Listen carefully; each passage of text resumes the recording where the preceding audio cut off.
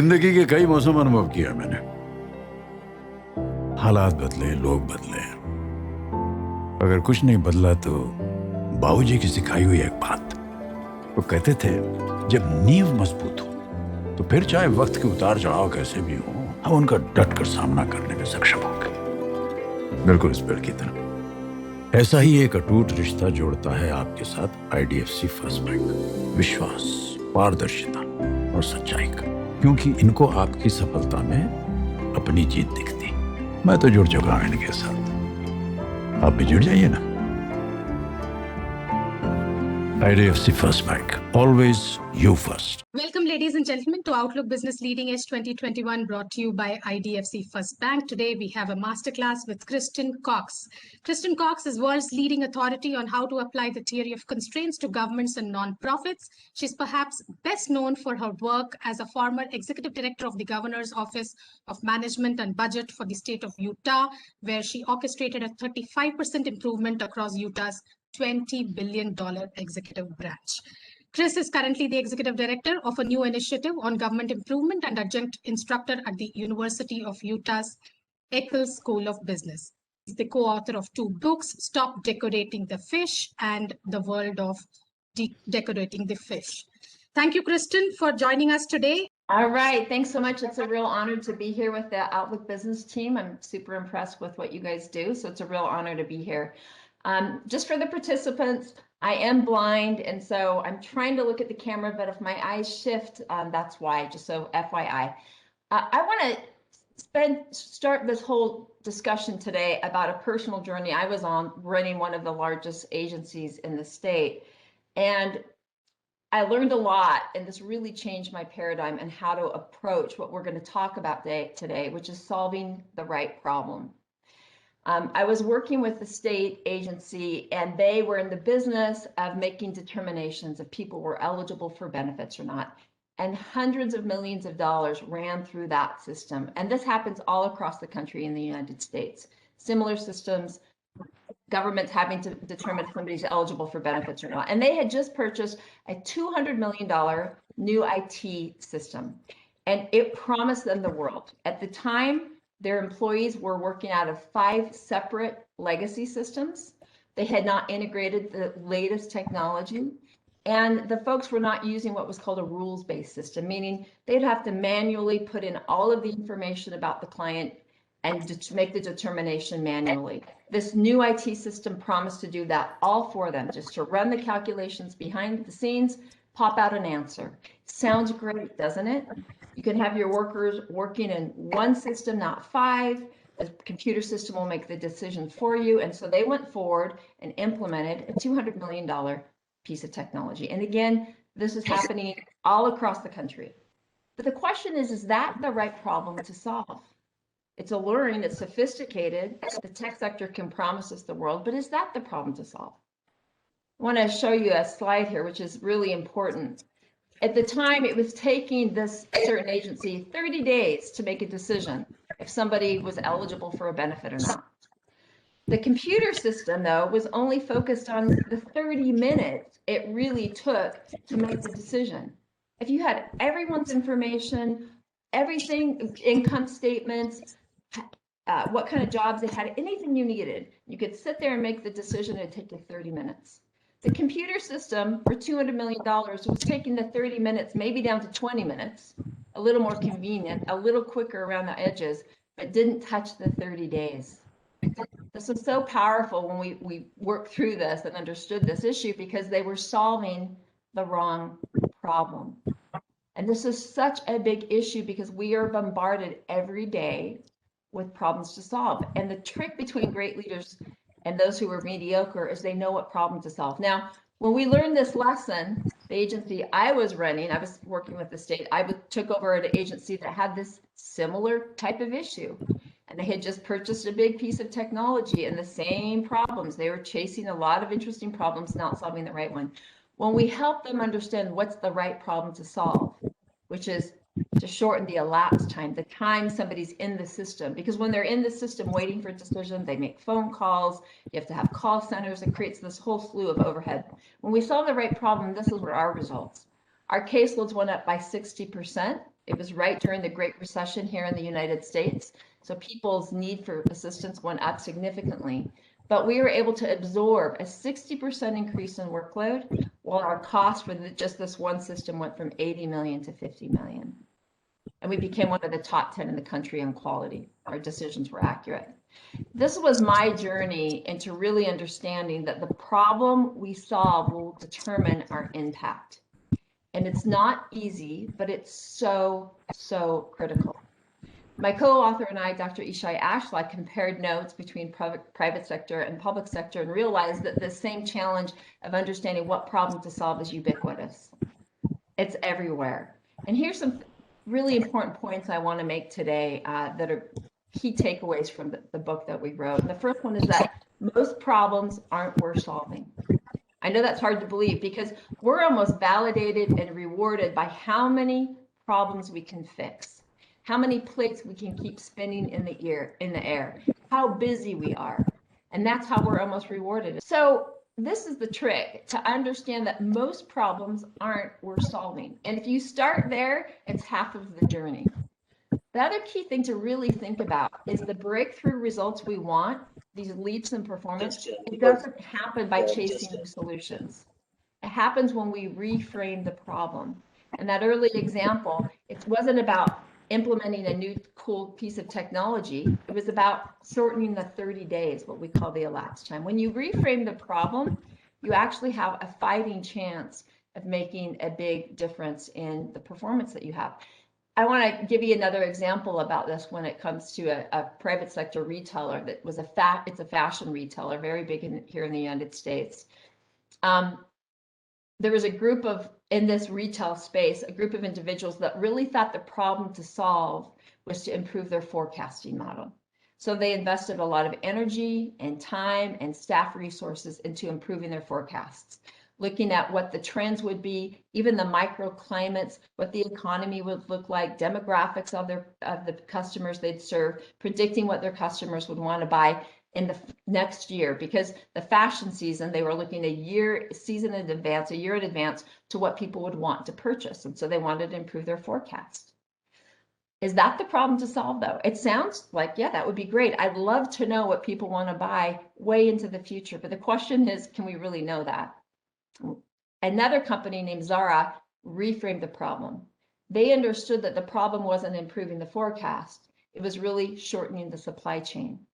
Meaning, when the season of clothing came out, they could react in real time to what their customers wanted and liked. Then they could make that clothing and get it into the store within 2 weeks versus 6 months with other retailers who are trying to predict the model, and they would try to predict and then purchase 6 months in advance what they hope people would purchase. Zara reframed it. They wanted to know in real time what their customers wanted and decrease the supply chain. And if you look at Zara's results compared to the industry, it's amazing.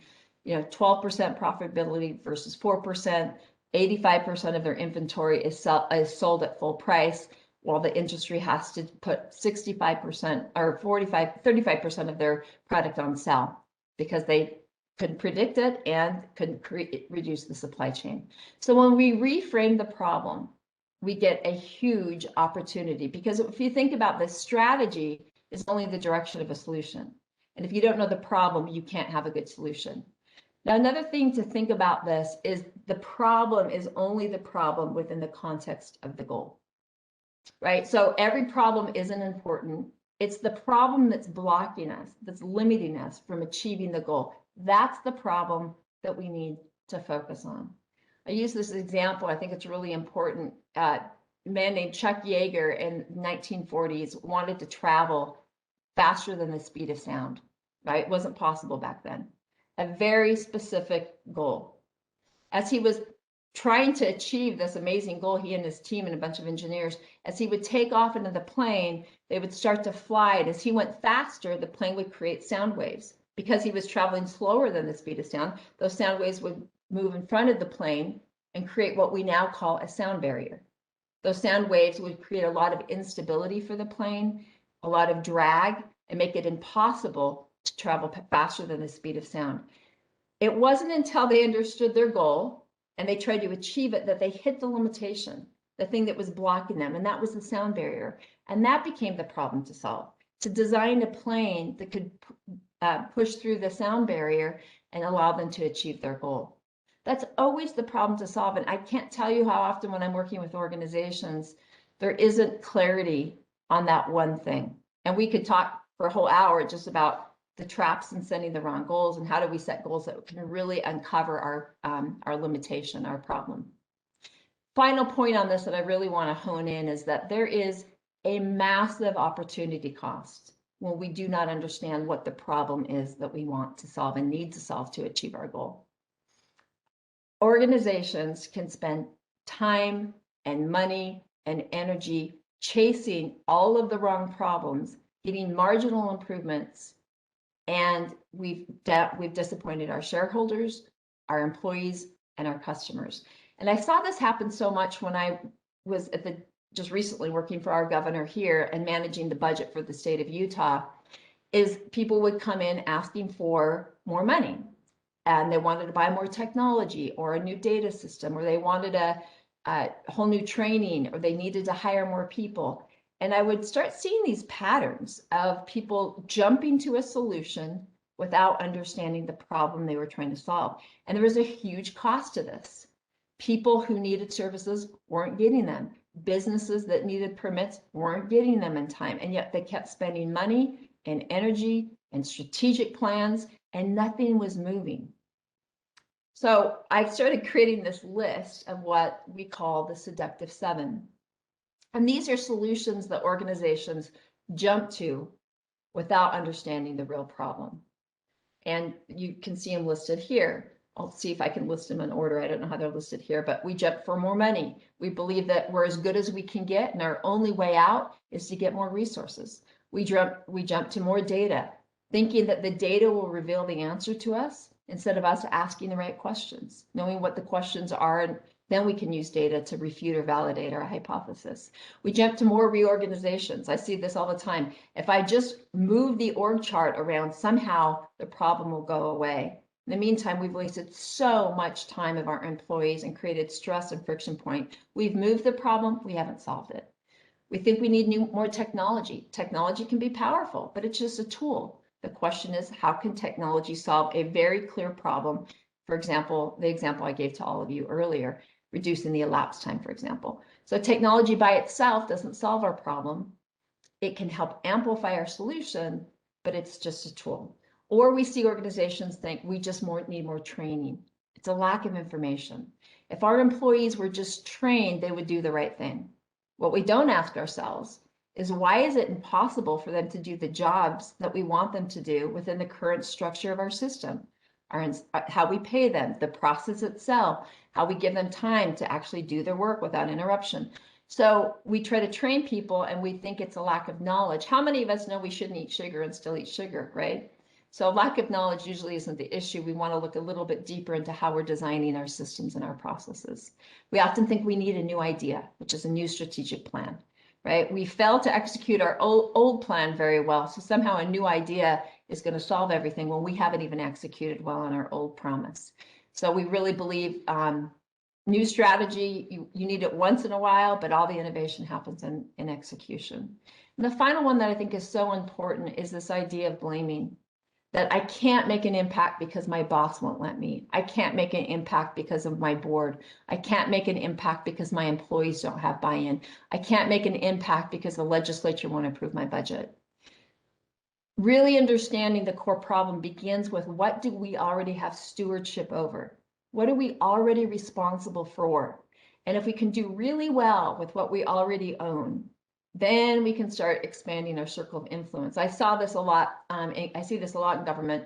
It's very easy for states to blame the federal government for us not being able to, make a difference with vaccinations, for example. But when you look at how states in many cases have been rolling out vaccinations and not having the right infrastructure in place, things they could control, they ignored that and waited for somebody else to solve their problem. So blaming is really just fundamental, that we have to assume that we can make an impact with the resources and responsibilities we have. And these are so pervasive. I really encourage you, as you go back to your work environments or to your teams, just watch these. You'll see these play out. People want a new data integration system. Somehow that'll solve all the problems.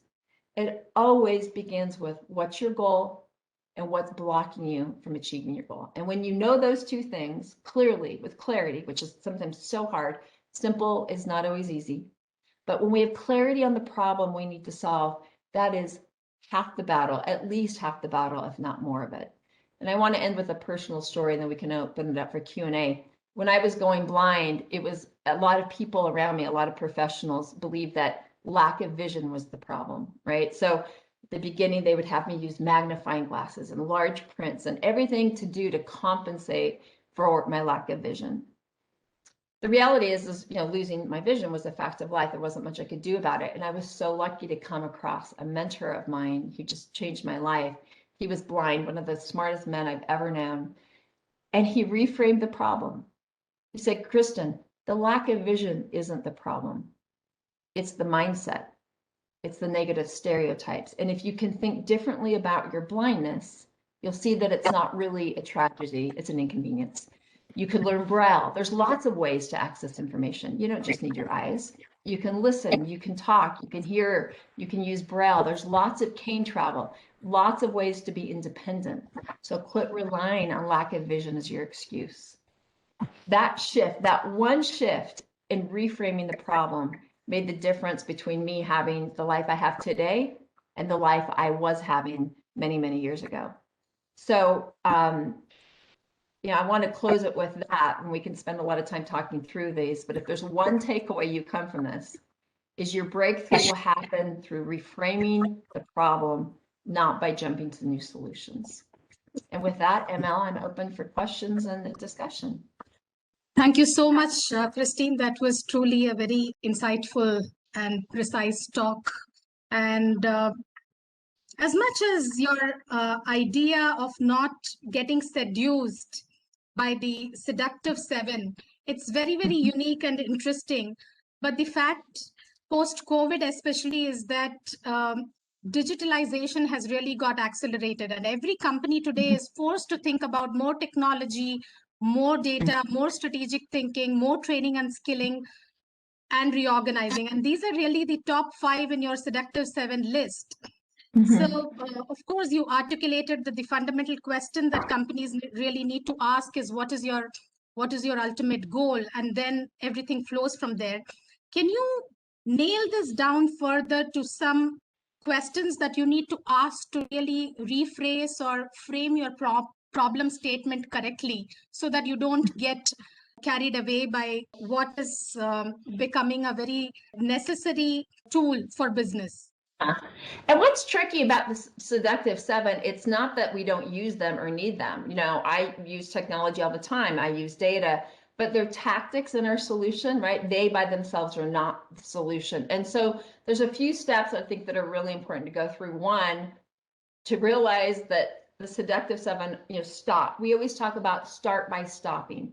We have limited time, we have limited capacity, and we always want to start new things. What we're saying is start with stopping. Know that these seductive 7 can give you, they're like individual ingredients in the recipe, but they by themselves aren't the recipe, right? So that's the first thing. Let's talk about the goal though for a second. And this one is really important. And there's some traps we see people fall into when they're making their goal. And if they get that wrong, finding the problem becomes impossible. So one, and this was really huge, both in public sector and private sector. We believe in giving before you get, and that is your goal is about what are you going to give to your client or what are you going to give to your customer, not what am I going to get. And in the private sector, we have to be profitable, right? We have to be profitable, but long-term profitability and value starts with what am I going to do for the customer? What limitation am I removing for the customer? And if I start with that, the value proposition for the customer, not just managing my stock price, but managing my value in my company, I'll start to actually pivot how I approach the issue. I just recently wrote an article about IBM, and there's some interesting research with that. And you could see IBM used to be the global tech giant in the country years ago, and it's the second largest tech company in the world. It's now 54th. Stock prices have just stagnated. Why? They started to have very inward focused goals. about earnings per share, stock prices, very short-term goals, and stopped investing in R&D. While their competition, Intel, Microsoft, ramped up their R&D so they could continually find ways to add value, IBM became very inward focused. Now they've changed leaders. We'll see what happens as they've amped up their investments in AI and quantum. But again, what's the purpose of AI? You know, they've got to make sure AI is solving a problem for their customer, not just a cool new sexy technology. So it always comes back to making sure your goal is about what are you going to give, not just what you're going to get. And that by itself helps to start uncover the real problem that we want to solve.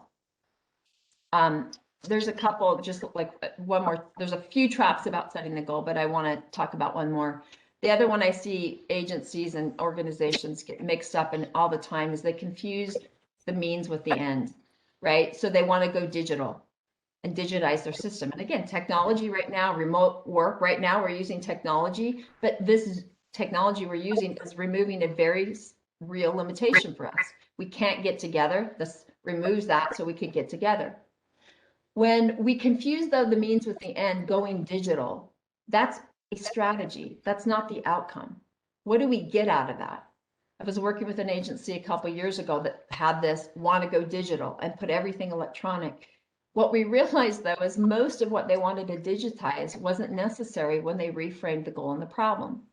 The goal was to make it simple for people to process this paperwork, right? The question was all the paperwork necessary? The answer was no.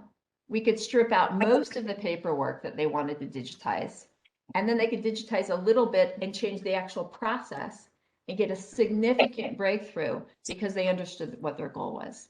So confusing the means with the end and having goals about what we're going to get versus what we can give are really important steps in understanding the problem to solve. So there's another question. You give this beautiful example about creating awareness about recycling alone, not delivering results without financial incentives being aligned towards reducing new plastic in your book. Can you tell us at an enterprise level, do you really see training and communication hurting companies in any way? And where do you know when and where do you really put a stop to training and communication and say we are overdoing this? Yeah, that's a great question because you know, sharing knowledge is, you know, we're doing that right now. It's not inherently bad, but what it tends to do is it tends to put the burden on our employees or the citizens we serve versus on ourselves. So an example in Utah, if you haven't been to Utah, you should come. It's so beautiful. We have beautiful mountains, but we have a desert too. We're very, very dry state. We don't get a lot of water. And there was an agency that was doing a lot of public relation campaigns to get people to conserve water. They called it slow the flow, use less water. Sounds great, except for water in Utah is very, very cheap. It's subsidized through a bunch of revenue. And so you could sit there and listen to the nice little advertisement to not use water, but when it's really cheap, people are going to use it. And what happens is it shifts the burden onto our employees. Hey, you guys just don't have enough knowledge. You just don't have enough knowledge. I'll give you the knowledge, and now you're accountable for doing your job. When we as management start with, I need to be responsible for my job, which is to make sure my employees can be successful. And it's not just pushing the burden to them by more knowledge, but I design a process for them that they can be successful. And that's a whole discussion. When we do that, then we actually make it easy for people to do their jobs naturally and intuitively. Think in Utah, if the water usage matched the cost of water, people would naturally use less. That's harder to do though, right? It's harder to get people to, you know, change your tax structure and all that stuff. That's harder. It's easy. It gives us the illusion of progress that we're doing something because we put out a campaign. And so it's training and communication, there's a time and place for that, but it's after you fix the problem that's blocking people from doing what they would do naturally and intuitively. Then you can amplify your solution and cement it and fine tune it with training and communication, but not rely on it as the primary means of changing somebody's behavior. Okay, one more question, which is Sure. the money problem that you talk about today is one sees a lot of that with respect to young digital businesses where new enterprises want to spend and onboard customers very, very quickly because they worry that competition will catch up. Again, how do you decide how much money is enough when the outcomes are intangible? It's a really good question. We need another session just on that one. And I'm very sensitive to this because being over the budget for the governor, there is a time and place when you need more money. There's no doubt about it. But we want to first ask ourselves this. So here's the mindset we have. When we first jump to more money, we assume that what we're doing is already good enough, that we've done everything we can with the resources we have. So let's say you're trying to onboard customers and in this digital, highly competitive environment. The question is, have you identified, this is how I would approach it. Do you understand what the pain point is for the customer? Because it's really fun for us to push our idea on the customer and how great our stuff is. But this is just an example. Sure. I guess we have pretty much run out of time. Thank you, Kristen. It was absolutely wonderful interacting with you, and I'm sure everybody present in this discussion would have benefited from your talk. Thank you so much. Thanks so much, everyone. Thank you all participants and, of course, IDFC First Bank, who are partners in this Masterclass Leading Edge 2021. Thank you so much. Thanks, everyone. A pleasure.